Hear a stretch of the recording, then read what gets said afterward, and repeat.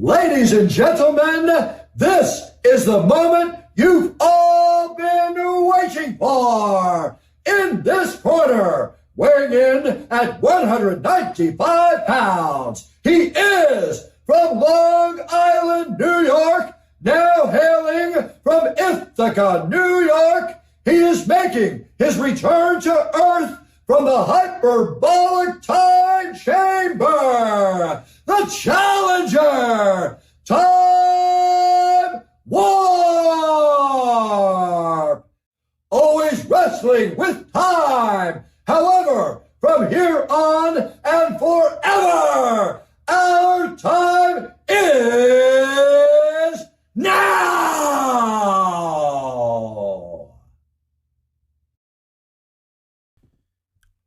I think we are good now.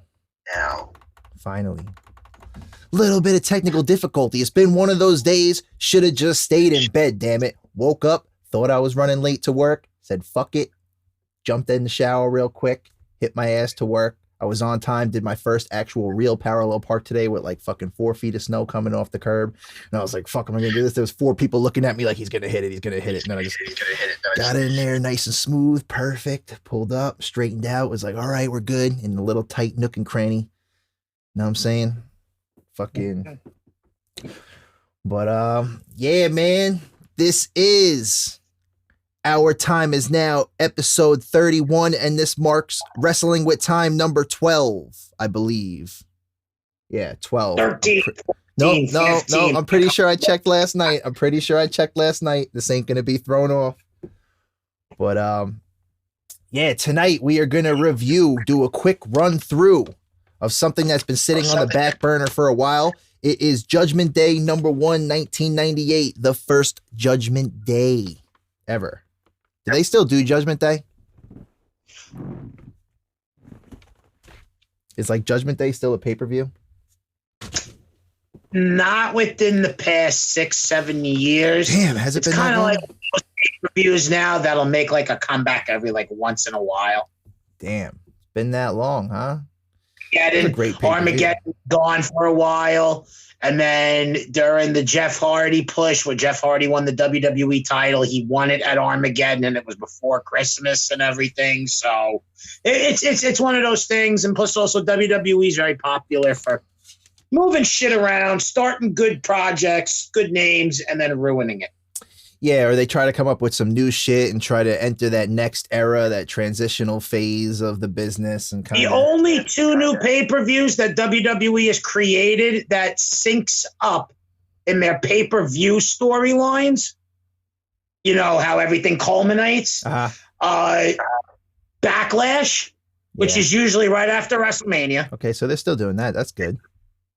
Backlash has been around for a long time, yeah. And the other one would be main event. No, not main event. Money in the Bank. Because Money in the Bank used to be a WrestleMania only match. Now it's been its own pay-per-view now for like 6 years. I've seen that happening, yeah. But that's dope that they did that they turned that into its pay-per-view because you get more ladder matches. Huh? Money in the Bank was created by Chris Jericho. Yeah, of course. The mastermind behind many of things upon the wrestling world, in the wrestling world, rather. 30 Instead years. of having a regular ladder match, how about we fight for something that could guarantee you a world title? Yeah, he's an innovator. Though, that guy. makes a good idea. Money in the Bank. When he went to AEW, everybody was saying it's gonna fail. It's never gonna work. Look where it's at, bro. It's just continuing to grow every single day. You know, I mean, Jericho is a smart businessman. He's a smart guy all around, but entertaining as fuck. You ass clowns. You see Steve back there? He's wearing 2 pairs of sunglasses. And you know what I was going to do with Austin? I was going to put Rey Mysterio's mask on that jackass, but I figured that would be disrespectful to Steve and to Rey. What would we have? Ray Austin? Stone Cold Mysterio? Steve Mysterio. Yeah, you know, whatever. But I want to jump in and just let them know right now that we are sponsored today by Dr. SQUATCH Soap. And since Valentine's Day is right around the corner, even if it may be a little bit of late for Valentine's Day, and you happen to give them this present later, you can go, I'm fucking up, man. You could go subscribe or just check out the link below for Dr. Squatch's new Boom Chicka Wow Wow.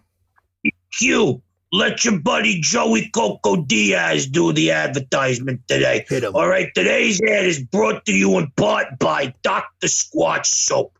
All right, what you need to do with that Dr. Squatch Soap, you need to get it up in your ass crack and under your tits and make sure it works, all right? That's the only way that fucking soap is gonna work, you understand? And it's coming from a fat fuck like me. And I've been trying to lose a little bit of weight with the keto, but I like my steak and my weed. So until that happens, Dr. Squatch Soap, go smell like a fucking Niagara Falls. Go smell like you're in Jamaica or the city. Who bada bing, bing, bong. Who the fuck gives a fuck? That's all you need to know. Dr. Squatch Soap, go hunt for the fucking Squatch himself.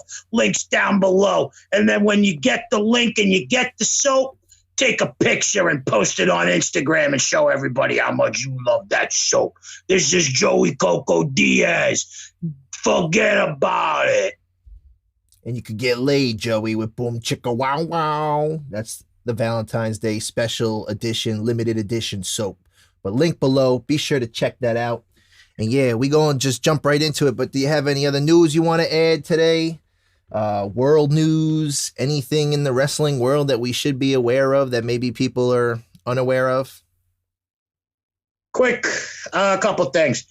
Shane McMahon was let go from the WWE after his big plans for the Royal Rumble.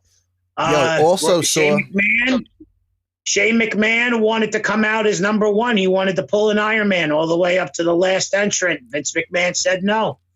Wanted to do something with Rollins. He the way Shane McMahon had the Royal Rumble planned, he wanted Seth to come in and work a program at WrestleMania with Seth Rollins.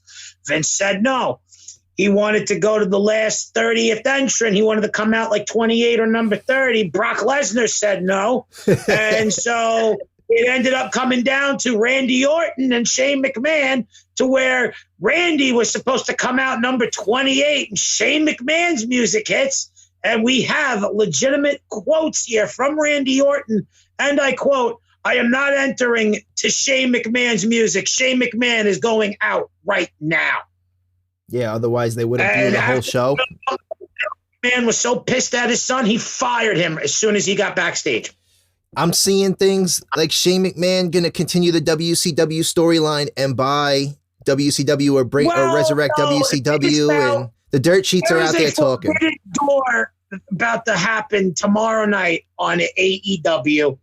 Hopefully this comes out by then. But don't tell me Shane O'Mac's going to be on AEW on November. Oh, wow, Shane O'Mac is all elite. Imagine that shit right there. Look, all you need to know is today's date is whatever the day's date is. Because my phone's being gay. It's not letting me fucking look at it. Today is February 9th. Okay, so today's February 9th. February 10th, there is a Forbidden Door contract. Hold up. I think today's the 8th and tomorrow's the 9th. Tomorrow's AEW Dynamite. Whatever. Fucking forget about it. Can of corn and I'll be all right. Move it on. So it's either blue cheese with your wings, or you can go fuck your mother. If you like ranch, that means you like the taste of asshole in your mouth. He says that shit. Anyway, Joey Coco Diaz on Joe Rogan's podcast. Me, Jamie, and Joe talking about wings, and how the only way to eat wings is only with blue cheese, or it's go fuck your mother. Because if you like ranch, then that means you probably like hooking up with your sister and shit because you like the taste of ass. Whoa. Who says it's got to be your sister if you like the taste of ass? I'm sure there's a lot of people out there who eat random strangers' asses. Joey Coco Diaz said that on Joe Rogan's podcast. I shit you not either. There's a lot of people out there who will eat a stranger's ass. Well, then I guess they like the taste of ranch because that's what the taste I get. I could think of a few. You saw Van Zant's photo the other day. I posted her up on If I know I'm going to have wings when I go to a restaurant like that, I bring my own bottle of blue cheese. Because if they tell me they don't have any, and if not, all they have is ranch, I'll pull out of my fucking backpack and I'll pull out a bottle of blue cheese. And the good blue cheese that's a little bit of chunky with the cream in it. Fucking Van Zant came out last week to challenge Brandy. Did you watch it? Tony Khan has been tweeting crazily. I mean, crazily. About on Sunday, the new AEW debut signee will be entering from anywhere. Could be anywhere. A company that AEW is willing to do business with, a company that we probably have a good relationship with, or a company that's open to do business with us. Excuse me. All I'm going to say is that this person could either come in, open the proverbial forbidden door on the old company, sign with us, and close the other door, shut in their face. And I know you're predicting Shane O'Mac for this. Going around that it's Keith Lee, which I kind of see it being Keith Lee. But with the way, and I thought of this when I heard that Shane McMahon got fired, I was like, Shane McMahon, the AEW confirmed, WCW lives. Yeah. So it wouldn't be too off, but I also originally thought they were going to do a storyline between him and Austin Theory because him and Vince are getting close. So I thought this was all storylined until more news came out that no, Vince actually fired him and all this. So Tony Khan is making it look like Shane McMahon's about to enter AEW. Yeah, even if he's not, he's got the hype going. He's pretty much on top of it. He's got the hype, and also with Shane McMahon being fired, that lights the rumor mill so fucking high that Shane McMahon could end up in AEW. To be totally fucking honest with you, he really could. He doesn't need WWE. Shane has got his own companies and everything. He's his own millionaire. He's always wanted to do his own thing anyway. He's kind of always wanted to ride Dolo. Originally, back in the 90s. Been here, gone, been here, gone, been here, gone. In the 90s, he wanted to buy ECW. Yeah. That's why with the whole I think I was watching that thing with Stephanie owning ECW and Shane having WCW, the original plan was in the 90s. Shane wanted to buy the UFC and he wanted to buy ECW. Mm-hmm. UFC in the 90s was going for fucking pennies on the dollar. Do you know how rich Shane McMahon would be right now? Well, he'd be Dana White. With Dana White. Huh? Think about it. Dana White became a billionaire with a company that he knew that was going to make money. Of course, bro. But I'm saying Dana White would be the Shane O'Mac. At that time, in the late 80s Shane O'Mac and 90s, would be the Dana White. To be that big. Nobody really thought that, oh, what are we going to get? An actual version of people actually killing each other that's worse than boxing? Yeah, well, it was Octagon. Well, it wasn't always called UFC. It was like the Octagon at one point, you know? No, I understand, but at the same time, it's like, when you think about it, it's like he knew what he had, and even back then, Shane McMahon knew. Of course. Well, what Dana White had was stayed ahead of the curve. Literally, like Dana White and Randy Couture built the UFC.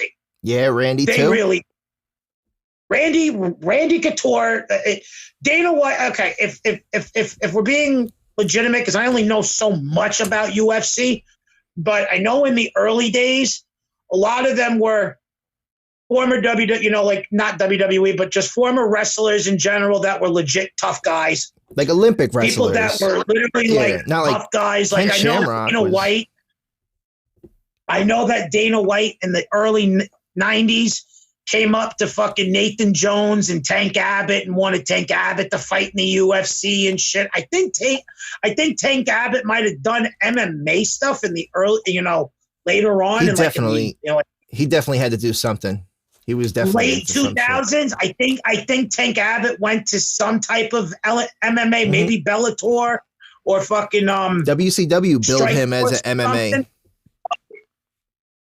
Dana White did approach them back in the day because they were big, beefy fucking guys. And Nathan Tank Jones Abbott was fucking huge, bro. Jones were known for having bar fights and legitimately almost killing people.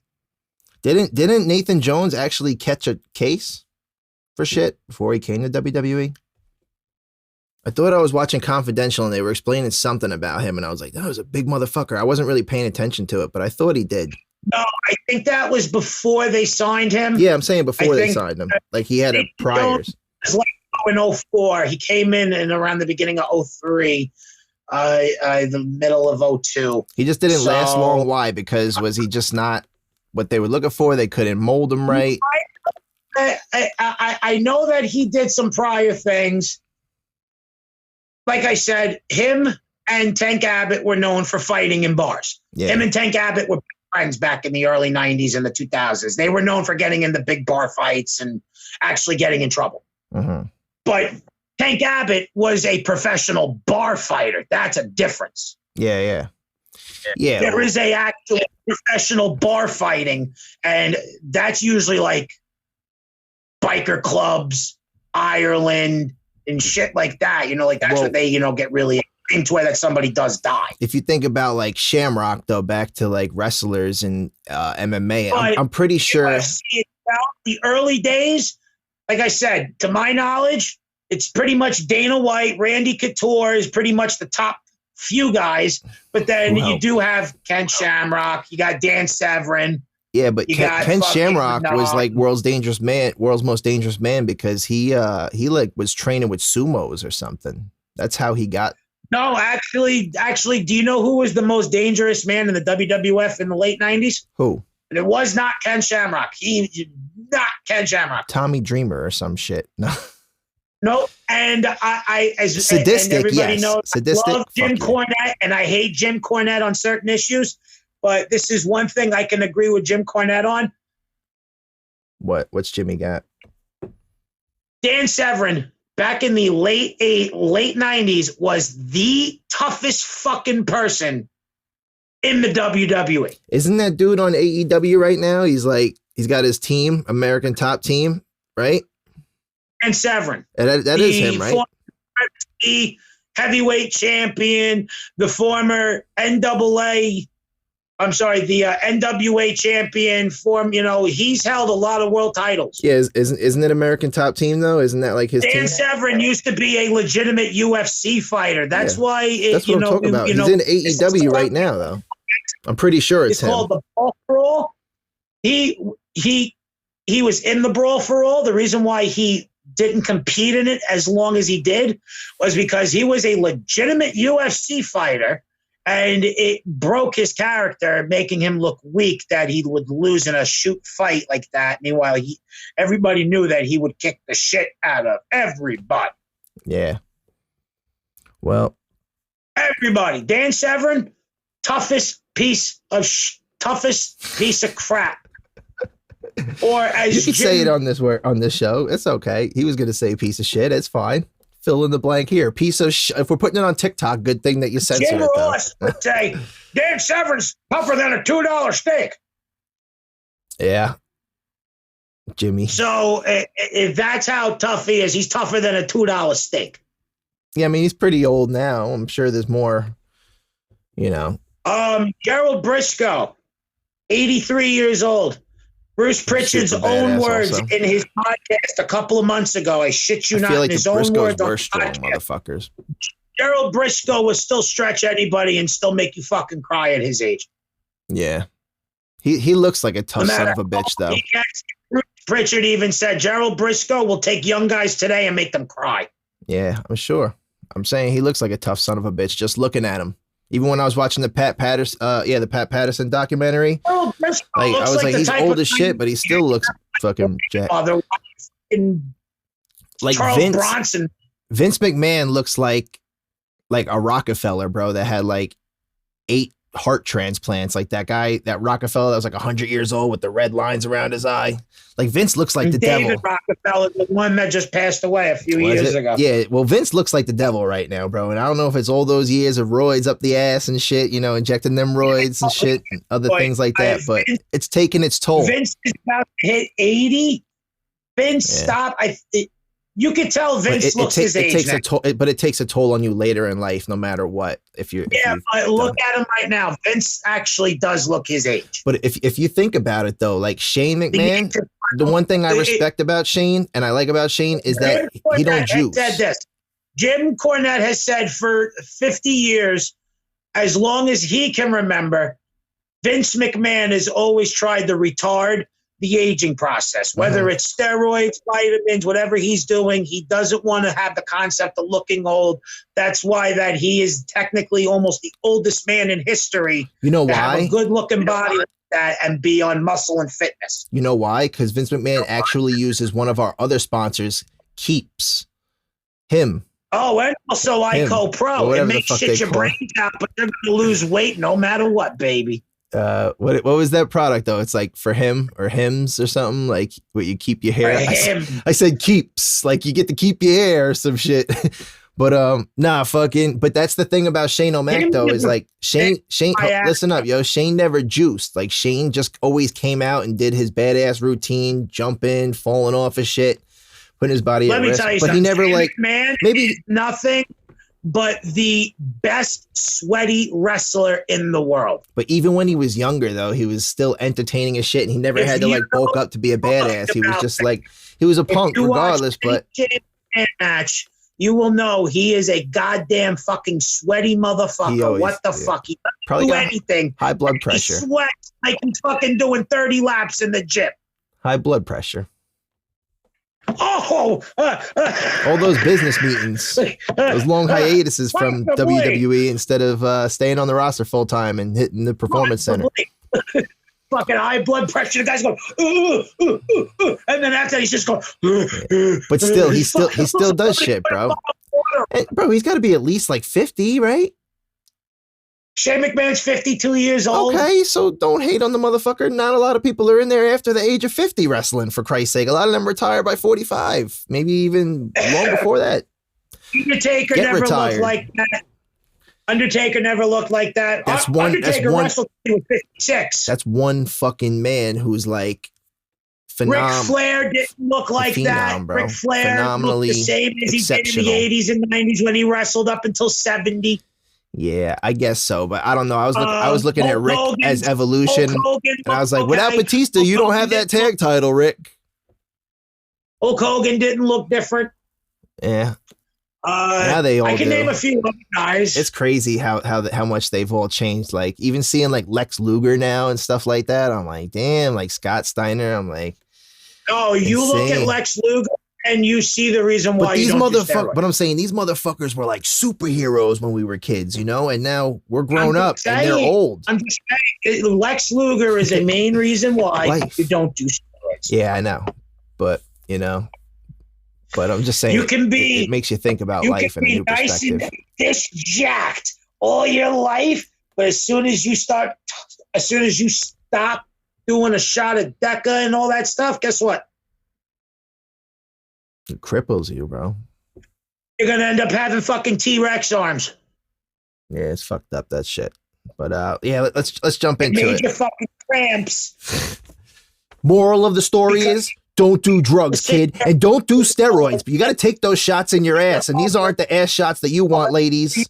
Your neck or up your ass, and then after that, your hand will get the arthritis because your hand's used to doing this 7 times a day. Let me explain something. I mean, let me understand something. Ask a question. Like, why do people take steroids in the ass? Is it because like they don't look like a fiend? Is it the fastest way to inject it into your bloodstream? According to what Kevin Nash said, yeah, on a Wrestling U shoot with Sean Oliver from Kayfabe Commentaries, a couple of them, story of Shawn Michaels and the Warlord. Okay. Late 80s. Warlord is walking around the locker room, asking people to hit him with fucking 30 cc's of fucking roids. Now, Warlord is fucking 6'6", probably about 340 fucking pounds. And he's fucking, I mean, like, he's fucking, fucking Warlord hands it to Shawn Michaels. Shawn Michaels says, bend over. He goes to put it in his ass, and he starts to shove it as hard as he could. He starts to push it in there. The shit started burbling out, and he looks back up and he says, dude, I think you're full. Taking too many ass shots, bro. According to after that comment that he made, he said it for some people it hits you more where you walk. So for guys, you know, back then we used to shoot it in the ass because it made your muscles from your back and legs work harder because they were getting most of the juice. Because technically your spinal fluid leaks out of your tailbone. Well, they also tell you don't skip leg day because leg day, you get more testosterone from your leg muscles. So exercise your lower body. Common myth. That's a common myth. I don't know about that. It's a common I feel like myth. it's real. It's both upper and lower. I know, but you got to get the lower and then it produces more. Like I feel like your legs are stronger than your arms, like naturally. I used to have a personal trainer. This is the way you do it. 30 minutes on legs, 30 minutes on upper body. You can intermittent every 15 minutes. Yeah.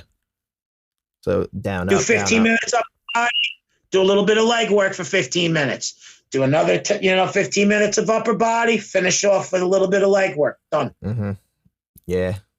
Today at work. That's the best way to do it because it's keeping your mind fresh. And it's keeping you going, and it's keeping that testosterone moving because now you're actually using every single part of your body. Today at work, we got Physical Fitness Month coming up in a couple of months. We got Black History, Women's History, and then I think back then it was easier to put it in the ass because it would hit your upper body faster because your spine, your tailbone meets right there. Why? So all that shit actually no, this is actual real science. The shit, all the nerves that are in your back and your tailbone end right there. So where they're putting it, it actually seeps into the nerves that goes into the fucking spine, and then that shit absorbs in throughout the whole body. Think of it like this. Grand Theft Auto. Think of it like this. Break your back, you leak spinal fluid, and then you're fucking paralyzed for the rest of your life. Yeah. You know why? Because you can't put that fluid back. Yeah. Reminds me of fucking, it reminded me of Grand Theft Auto. I don't remember if it was Vice City, San Andreas, where the hooker's like, sister needs a burger shots. Because you were just like, the shot in your ass. Or whatever the fuck. I don't know. I was dying. But, I forgot what I was going to say before that, retro into that, but let's jump into it, bro. We got 1998 Judgment Day. Like I said, I'm pretty sure this is in Chicago, Illinois. I'm pretty sure this is the first Judgment Day. And we're starting off Al Snow versus Mark Mero with Jacqueline, who's the women's champ at this time. Jeff Jarrett came out to try to lobby a three-way. It was a no-go. It was a singles match. Who do you got? Who'd you have? I got... My name is JEFF. He wasn't. He ain't in the match. No, he ain't in the match. No, he tried to come out and say, "Let me in the match." Like go to the back to Mero, I think, or whatever. He was trying to lobby for a three-way with the ref, like trying to talk, like "Let me in." But it was a singles match. I predicted Al Snow. It was Al Snow with the snow plow. 1, 2, 3. Ding dong. Fucking bing bong. Fuck your life. 6. I'm just gonna run through like the early on matches, and then when we get to the juicy shit, we got a 6-man tag match: Disciples, which is Skull, 8-Ball, and Paul Ellering versus LOD with Draws at this time. I predicted LOD. It was win LOD, and I think this is the point where there started being tension in the group because Draws was pushing out. Was Animal and Draws were working together, or was it Hawk and Draws that were working together at one point? This is the storyline where one of the brothers, alcoholic abuse and drug abuse, was being brought in. That's why they brought in Puke. Puke, okay, yeah. And then we got match number. Draws is Puke. Draws is Puke. This is making light of. Well, he's Legion of Doom here. Is making light of Hawk's drug and alcohol addiction, and so that's why they bring in Puke to every single time where he does something wrong. Puke just starts puking, and then that's supposed to make Animal or Hawk throw up. I have to remember who, because one of them is John Laurinaitis' brother. Not Paul Ellering, right? No, one of the Road Warriors. Oh, I think it was Hawk, wasn't it? Whoever's won, his name is Joe. That's his real name is Joe. All right. But then, so whoever out of the guys is Joe, that is John Laurinaitis. People power. Look, buddy, I'm sorry, but we're going to have to pass you on, budget cuts, good luck in your future endeavors. People power. That's the guy that does it, huh? Yep. That is Daniel Bryan's. Ready? You ready? Yeah. That's Daniel Bryan's father-in-law. Really? He married the Bella's mom. Oh, shit. I was going to say, that's the Bella's dad? Stepfather. Crazy fact. Why do you think the Bellas were able to come back at the Royal Rumble? That was pretty nice. Daddy made a phone call. And, it's always nice to get that little Nikki spin. Oh. And who was backstage at the Royal Rumble? Who? Bryan Danielson. Oh, yeah, I'm sure he was, bro. Of course he's going to be there for his wife. Fucking big thing like that. You know what I mean? That's totally they were the DB next right there. Stayed over for AEW. Okay. So he went to WWE and hung out backstage. Bro, he's definitely going to support his wife over anything, I mean, that's totally honorable thing to do. That's total true DB fashion right there, or BD. Even though it's her second Royal Rumble that she's been a part of. His real name is Bryan Danielson, though, right? Not Daniel Bryan. His real name is Bryan Danielson. Bryan Danielson. And then Vince was like, I got an idea. We'll switch him. Daniel Bryan. Daniel Bryan. Instead of Bryan Danielson. I can trademark it. You're not the Karate Kid. You're not Daniel's son. All right, next up, number 3 for the light heavyweight championship, which is, I wish they still had that title. You know what I mean? Like, that was a good title. They should have kept that around. A light heavyweight title during the invasion angle was unified. Yeah. You ready? Uh-huh. The WCW. Okay, so you got WWE's light heavyweight championship. WCW's cruiserweight championship. What do we do at Invasion? We unify them and call it the WWE Cruiserweight Championship. Yeah.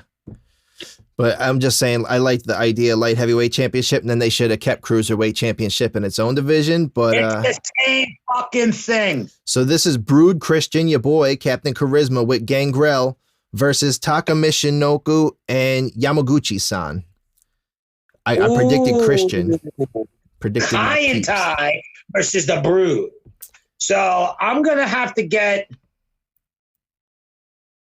the Brood on this one, only for the fact that Kai and Ty didn't become a bigger stable until the 90s with the oddities and everything, and Val Venus and stuff. So if you're going by back then, I'm going to say the Brood. Yeah. Okay. Yeah. Brood does win it. I do have a funny quotable here from our good old boy JR, sponsored by his barbecue sauce below. I'm just kidding, not really a link, but JR, you should totally hook us up with that plug.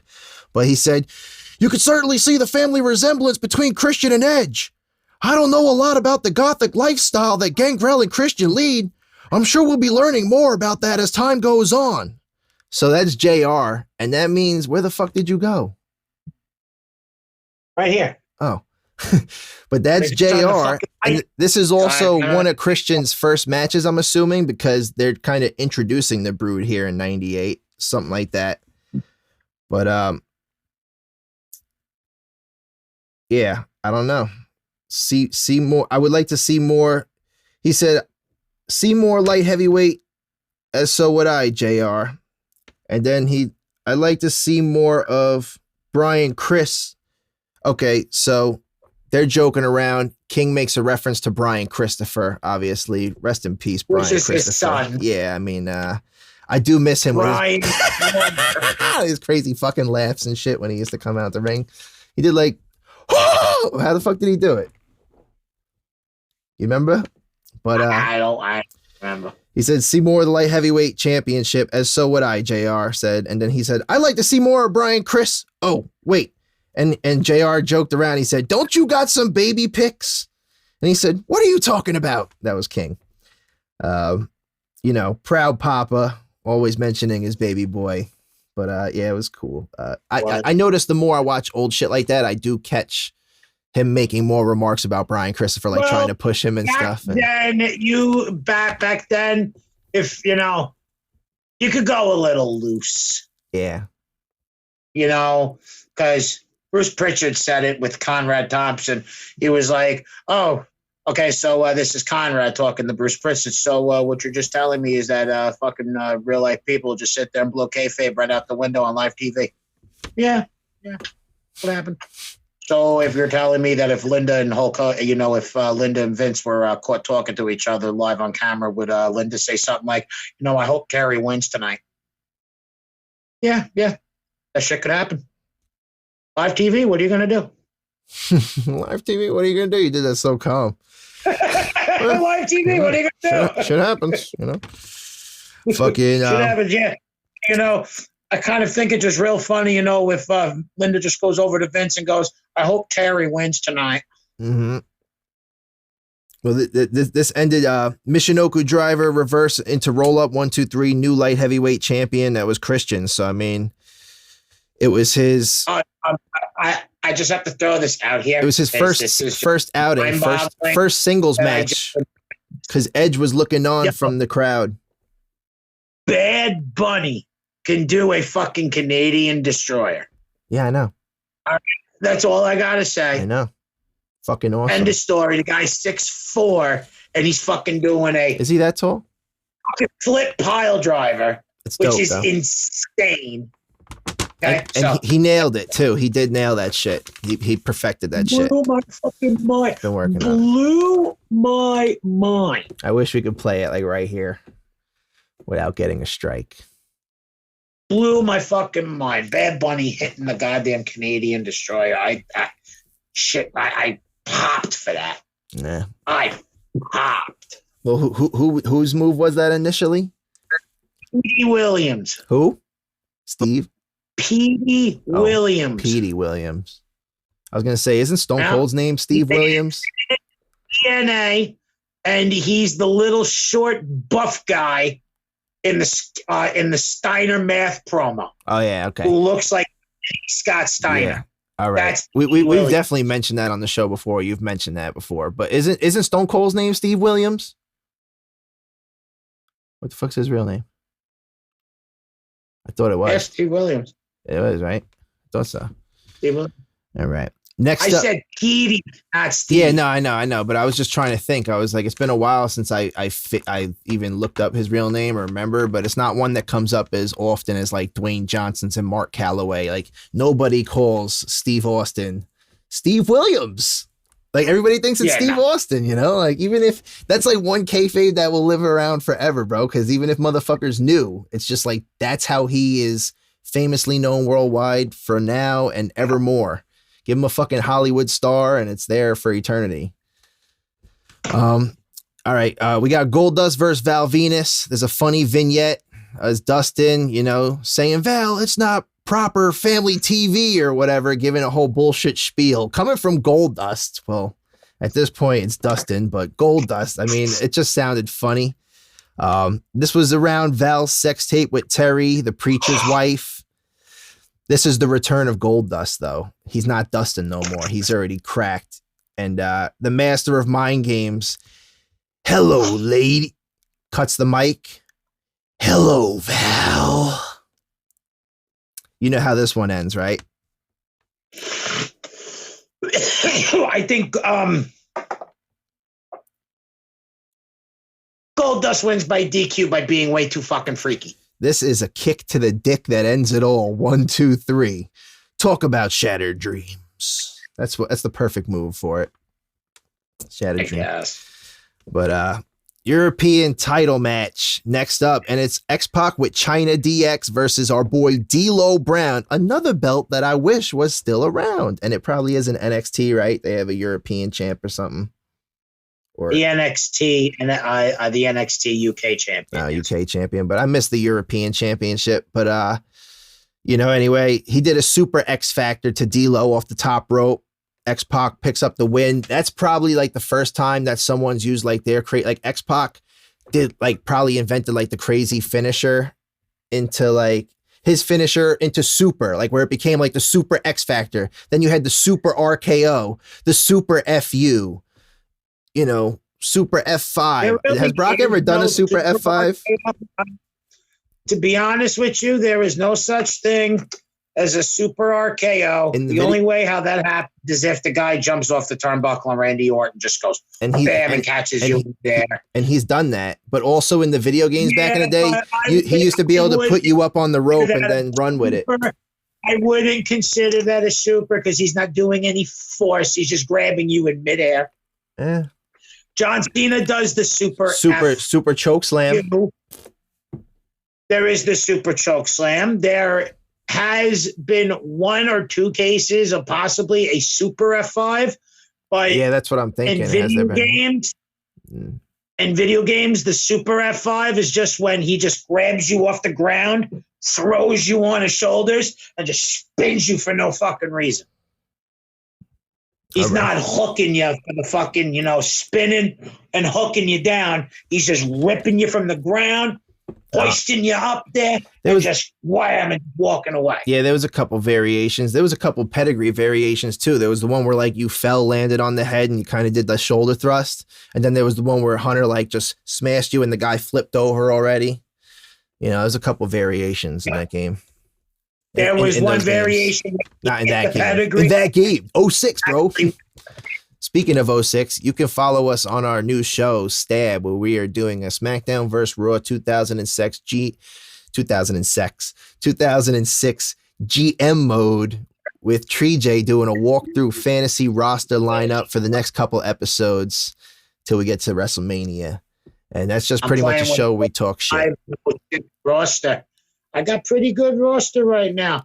We're only in I'm about to hit SummerSlam. Right now, your world champion, to my knowledge, is Bret Hart still. So stay tuned. All right. We'll follow up with that. But yeah, you can check it out. Shit to talk about shit with SH star T. To regular, talk regular, about regular. Stab, STTAB for short, all that good stuff. I could drop a link below. Check that out. Next up, we got Mankind versus Shamrock for the IC title. Okay, Shamrock. Mix. Shamrock was on his page around this time. Shamrock was making his way to the World Championship. So, Mix interview before this match was dope. I predicted Mankind. Winner was Ken Shamrock by way of mandible claw self pass out. Shamrock's ankle lock. Nope, didn't do it. Mick had a bizarre finish in this one. This is where he's like pulling his hair, punching himself, inflicting pain, etc. Just being classic Mankind rather than Mick. Mankind. Exactly. He's being. I'm not. It's just weird because I call him Mick because like when Mankind first came out, his first couple of matches, he used to rip his hair. He used to put it in his mouth. Punch himself. Fucking hit himself. He used to do that a lot. So he was trying to get back into that inner thought and on how to beat somebody that time. That Mankind song is the scariest shit ever. The Ode to Freud. Like where he's like, he's like, he's like talking all dark, bro. I put that on for our haunted house with the kids, and I had like Kane's music and Halloween music and it, like the people talking to it throughout the movie, and they weren't scared of that. But Mick scared the shit out of them when that Ode to Freud came on. He's like, but not so pretty as all of you. I mean, he's going crazy. What the fuck's he say? I don't know, but anyway, we're moving on. Getting tired. 8. Yeah, we'll finish this up. Mark Henry versus The Rock. I predicted The Rock. Nation of Domination betrayal. Winner was Mark Henry. D'Lo comes out, holds Rock's feet after big splash. 1, 2, 3. That was it. And then we got the main event. I only did one side on this event. I tried to cut it short. My notes are usually mad long, 2-3 pages front and back. But we got the WWF title. It's Kane versus Taker. Special guest referee, Stone Cold. Crowds chanting Austin the whole time. I mean, He's not even a competitor in the match, and the crowd's still going wild. It's Austin, or we want Austin, whatever they were saying, but it was just it was an Austin chant going on. Your buddy, It was the storyline going down to fucking SummerSlam, Highway to Hell, Rock versus Austin at the Garden. yeah. I mean, it's a double 3 count. I mean, Austin gives himself the title. It was a total screw job. You knew it was coming. It was just talk about Roman Reigns versus Seth Rollins Royal Rumble. Austin goes to find Vinnie Mac. He's nowhere to be found. Either. Vince comes up in the owner's booth, fires Austin. There's a beer bash. It's 3:16. Fans were throwing shit at Vince too. Like while he was in that box, they were throwing shit at him. It was pretty funny, but I mean, it was pretty good, bro. They just don't make pay-per-views like they used to anymore. Judgment Day, first Judgment Day of 1998. It was a good event. You know, I enjoy watching the old events and going back and recapping them because it's the shit we grew up on, man. Makes us live again, you know what I mean? But yeah, we can wrap it. Fucking, we're coming up on close to an hour, you know. It's been a while since we did our time is now and not a 2.5 hour later is now. Or hour. Half hour time. Well, we do like 2 hour shows, hour and 50, but yeah. 15-minute half. Initially 15 minutes now. Well, initially I started it to try to just do an hour, like our time is now. HOUR. It's hours, but it's hour like time. But shit happens sometimes, you know, things run longer than needed, longer than could be, longer than predicted, whatever. But I had a couple hoes in there, bro. Ho times, half hours, HOs. And I've done 2 of them with Omar. Omar was on 2 ho times. But yeah, man. He would be. Make sure you check out the sponsors. We just wanted to get on here, make sure we can get you something this week. We've been sitting on some wrestling backlog. I got all these notes and all these pay-per-views and things we got to go through, and they just keep coming. So we're going to get to them. Yo, listen, it's Joey Coco Diaz. We're just going to tell you one more time. You need to follow this fat fuck up here, RoadStar Rhoden, all right? You can follow him on TikTok, all right? His TikTok is at Dr. Fauci on TikTok. This guy is awesome. If you hate Fauci, go look at his profile. This kid is very, very fucking funny. And another thing, Dr. SQUATCH soap. You want 15 to almost 30% off on certain items and certain deals. Use promo code BOW Chicka Wow Wow, because that's the way I like it. And we're going to do it just like how we would if you're eating ranch. You can go fuck your mother. Dr. SQUATCH soap. When you get the SQUATCH, then you get the soap up your ass crack under your tits. Joey Coco Diaz telling you, give me a can of corn and I'll be all right.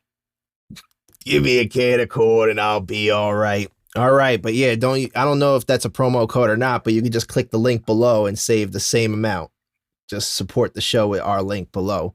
With that, this is Our Time Is Now, episode 31, and Wrestling with Time 12, and we signing off. We out. See you at, I don't know what our time, but Wrestling with Time 13, motherfuckers. Peace.